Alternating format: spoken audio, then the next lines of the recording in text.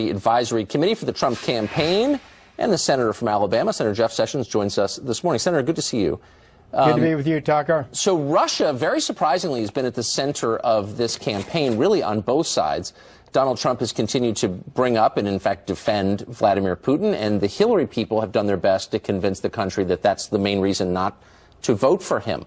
Why is Russia at the center of this campaign? I don't think it's even in the top 100 concerns for most voters. Well, Russia, the reset that Hillary Clinton organized and tried to develop has gone bad. The relationship with Russia has gotten much worse as time has gone by.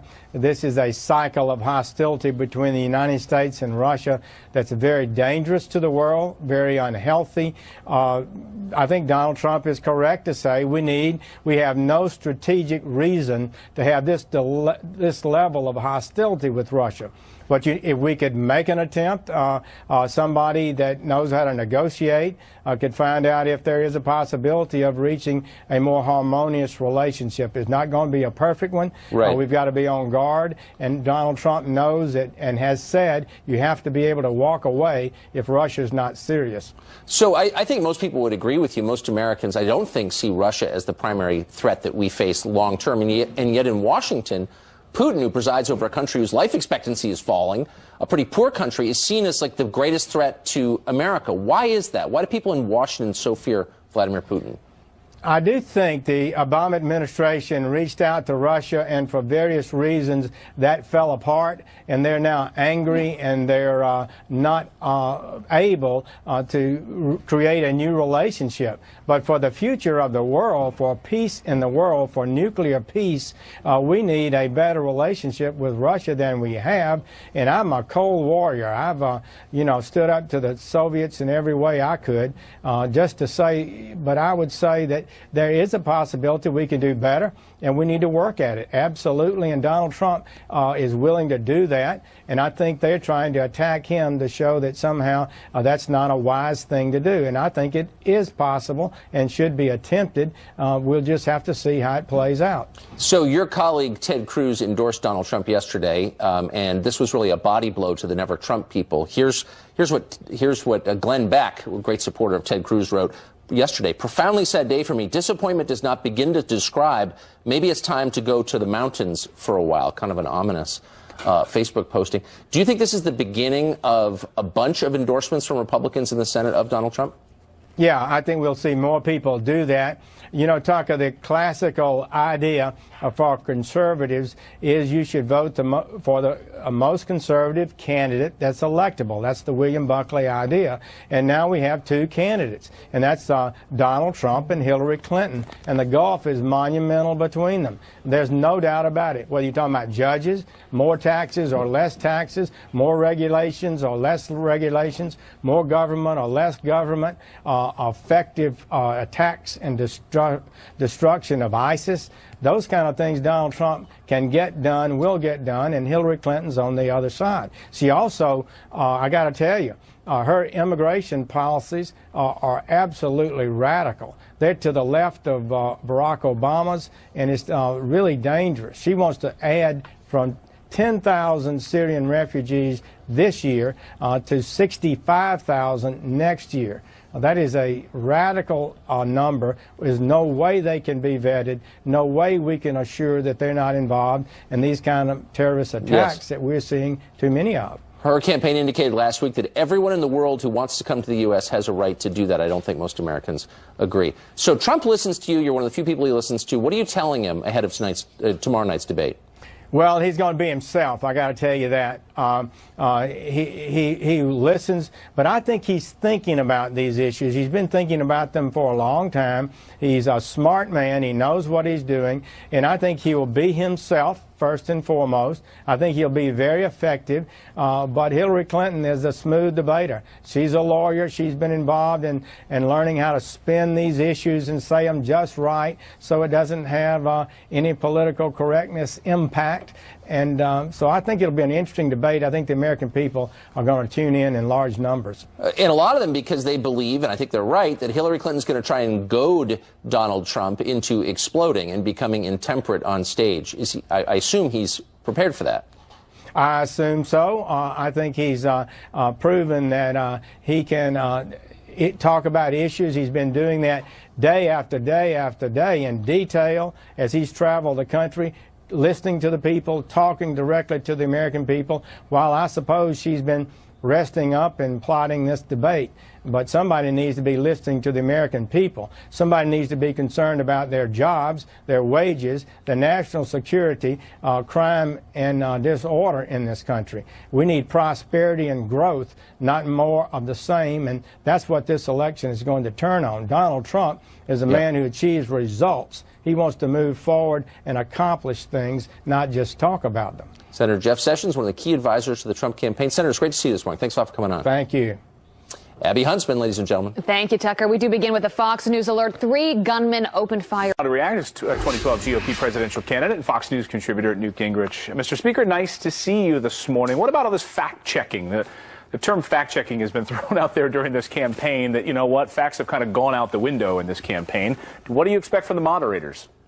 Well, first of all, if the Clinton campaign is that eager to have the moderators do the fact-checking, what does that tell you about their lack of confidence in Hillary Clinton? She ought to be the fact-checker. She's the candidate. She supposedly knows 10 times as much as Trump. She has done all these government services. She's been a senator. She's been a secretary of state. She's been a former presidential candidate. She's been a first lady. And she needs the moderator to do the fact-checking? That tells you how weak they think their own candidate is. Second, it's a stupid idea. First of all, the moderator should be modest. They're not running for president. They're not the equal of the 2 people who are running for president. They're simply a device by which the public gets to have a dialogue. They ought to ask questions that are designed to bring out information or personality or in some way help us learn more about the 2 candidates. And they ought to let the 2 candidates do the fact-checking. If Hillary thinks that Trump is saying something wrong, she should correct him.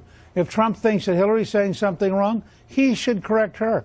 But it's pretty stupid to think that we're going to have this 3rd candidate called a moderator, and their job is to double-team Donald Trump. Well, why have moderators at all? I mean, they're all sanctimonious and long-winded and self-satisfying. I mean, they spend half the debate talking about themselves or asking these pointless questions. Why not just let the candidates get up on stage? We'll learn a lot more about them. They'll reveal themselves by just debating each other. What's wrong with that? Lincoln Douglas style.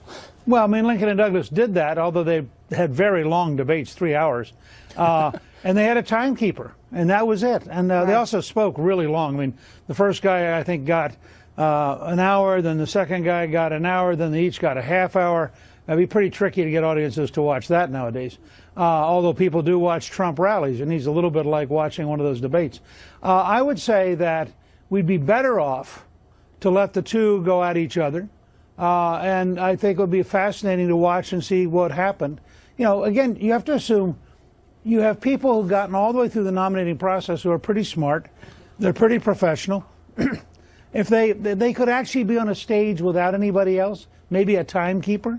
But you know, the news media would never give up this opportunity to be important. And that's a key part of what these debates are all about. That's a good point. And speaking of the Lincoln Town Hall debates, I remember, Speaker, when you debated my dad at one of those in Manchester. Remember in the 2012 campaign, you both decided to do like a 90-minute debate about real policy and issues. Not surprisingly, did not get a lot of media attention, to your point. But you are one of the unique people that has been on a debate stage. What advice are you giving Donald Trump for tomorrow night? What does he have to do so the next morning people are saying he had a good performance? Relax. Yeah. I think essentially Donald Trump is so much faster than Hillary Clinton, and his personality is so much stronger that he just needs to relax. Don't let her get him off balance. Don't let Lester get him off balance. Be who he is. He is a guy now who's virtually tied with her for the presidency. He beat 16 other people.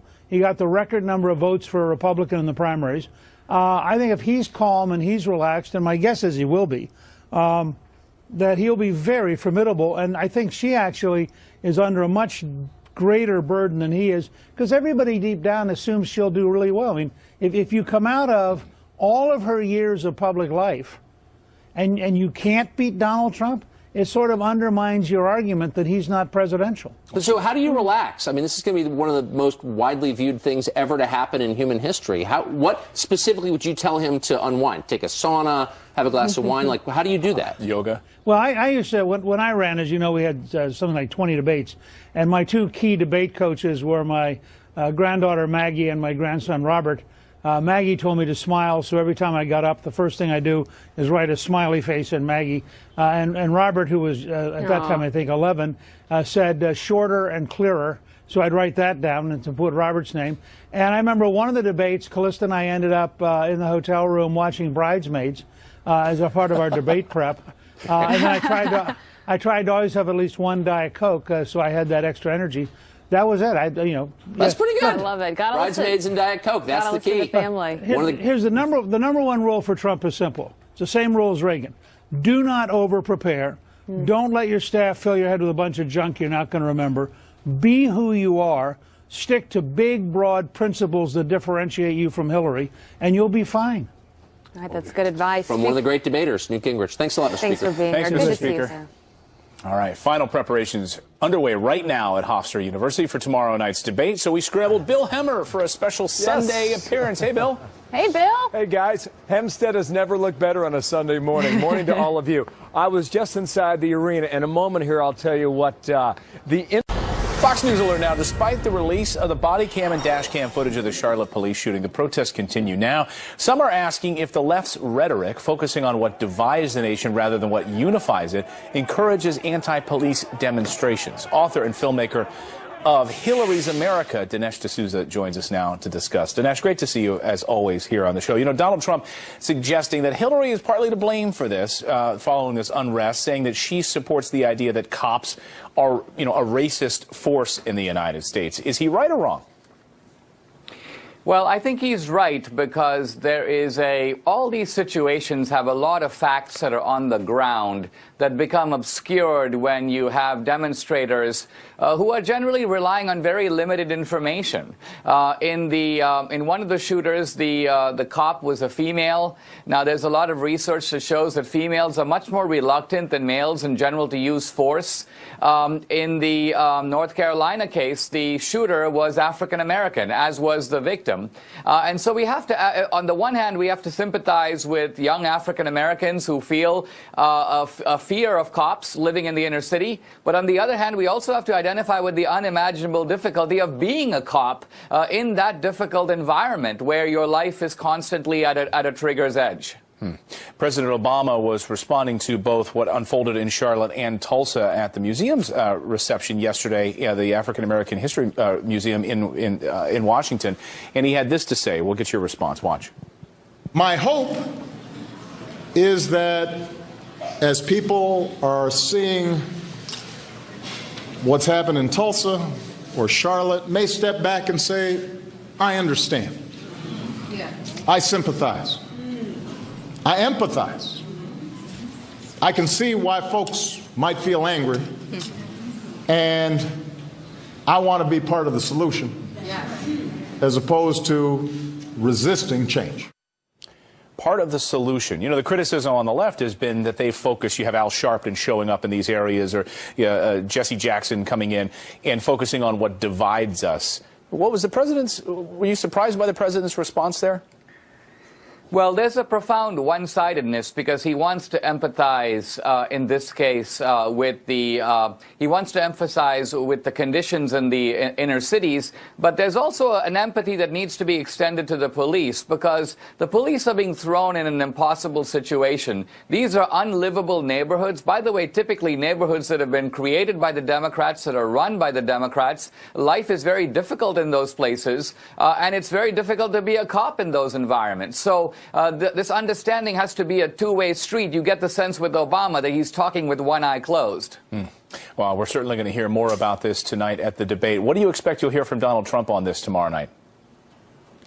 I think Trump needs to expose, the liberals often talk about looking at the root causes of these social problems. And I think the root causes of these social problems is that you've got these dilapidated neighborhoods in which there's no opportunity. Everybody gets a meager living, but nobody gets a good education. Nobody gets ahead. And this is actually the fruits of Democratic policies over a generation. I think Trump needs to lay the blame right at the foot of the Democratic Party. Dinesh D'Souza, always great seeing you here on the show. For more on Dinesh's movie, visit Hillary'sAmericaTheMovie.com. Thanks so much, Dinesh. Thank you. Coming up here on the show, Hillary Clinton just dropped a bombshell.